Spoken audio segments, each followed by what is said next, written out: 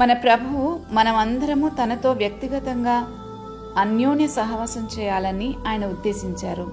అందుకే యేసుక్రీస్తు ప్రభువారు ఆరోహణమై వెళ్ళిపోతున్న సమయంలో శిష్యులకు ఆయన ఆజ్ఞాపించింది ఏంటంటే సమస్త జనులను శిష్యులుగా చేయడి అని. మనం అందరము క్రీస్తుకే శిష్యులం అవ్వాలి. మనకి దేవునికి మధ్యలో మనం ఎవరినైనా పెట్టుకుంటే మనం దేవునితో వ్యక్తిగతంగా గడపలేము. పౌలు తిమోతికి పత్రిక రాస్తూ అన్నాడు, దేవుడు ఒక్కడే, దేవునికి నరులకును మధ్యవర్తి ఒక్కడే, ఆయనే క్రీస్తు యేసన్ నరుడు అని. అపోస్తుల కార్యాల్లో ఇలా రాయబడింది, ఆయన మనలో ఎవ్వనికిని దూరంగా ఉండేవాడు కాడు అని. ఆయన యందు నిలిచి ఉంటేనే ఫలిస్తాం. మనకు దేవునికి మధ్యలో మనం ఎవరైనా పెట్టుకుంటే ప్రభువుతో వ్యక్తిగతంగా సహవాసం చేయలేం. అప్పుడు మనం క్రీస్తు వారమైనప్పటికీ చాలా నష్టాలు మనం ఎదుర్కోవాల్సి ఉంటుంది. ఆ నష్టాలేంటో తెలిస్తే ఎవరూ వ్యక్తిగతంగా సహవాసం చేయకుండా ఉండలేం. ఒకటి, మనం ఫలించలేం, ఆత్మఫలాన్ని ఫలించలేం. అలా ఫలించాలంటే తీగ ద్రాక్షవల్లిలో ఉంటేనే గాని ఫలించదని ప్రభు అన్నారు. నేను నిజమైన ద్రాక్షవల్లిని, తీగలు మీరు అని.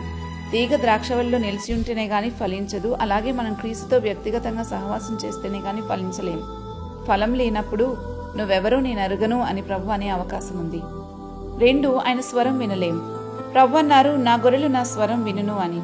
ఆయన స్వరం వినకపోతే త్రోవ తప్పిపోతాము, క్రీస్తును వెంబడించలేం. 3, ఆయన స్నేహితులం కాలేము. ఆయన మనకేం చేస్తున్నాడో చేయబోతున్నాడో తెలుసుకోలేం. అప్పుడు దాసులుగానే ఉంటాము కానీ స్నేహితులుగా ఉండలేం. ఎందుకంటే దాసుడు తన యజమానుడు చేయదానిని ఎరుగడు అని యోహాను సువార్తలో రాయబడింది.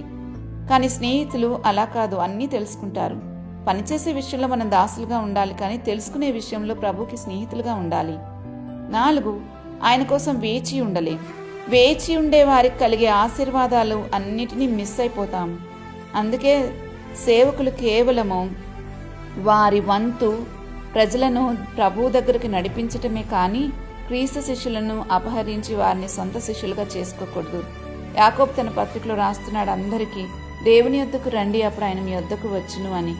అందుకే విశ్వాసులు వ్యక్తులతో కాదు, దేవునితో వ్యక్తిగతంగా సహవాసాన్ని ఏర్పరచుకోవాలి. ప్రతిరోజు ఆయనతో మాట్లాడటం అలవాటు చేసుకోవాలి. ఆయనతో మాట్లాడుతూ మనం ఆయన మాటను వింటూ ఉంటే ఆయనతో వ్యక్తిగతంగా నడవగలుగుతాం.